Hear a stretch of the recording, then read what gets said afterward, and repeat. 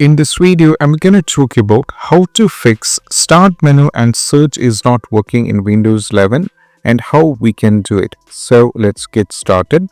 So first of all, what you need to do is if we go over here, the search is not working, neither the Start menu is not working. What you need to do is, so we just need to press one button over here. That is all about, you have to press Control Alt Delete together over here like this.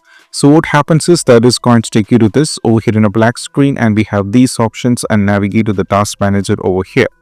Now as you can see, a task manager will pop up. Now from here, the first and foremost step is all about, you have to go over here. Now we need to search here for Windows Explorer.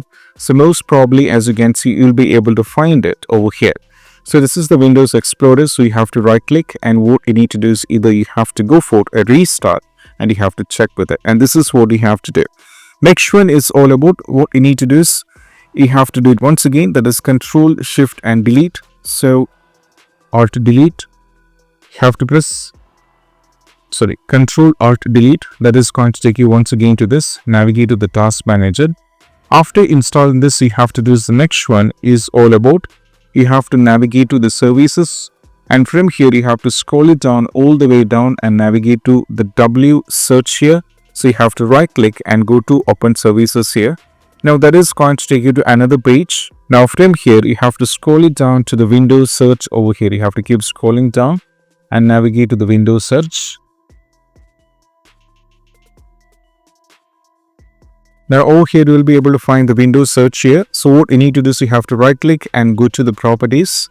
Make sure the starter type is being automatic, and also the service status is running. So if it is stopped, so just make sure it is up and running over here and just go for OK, and you have to check.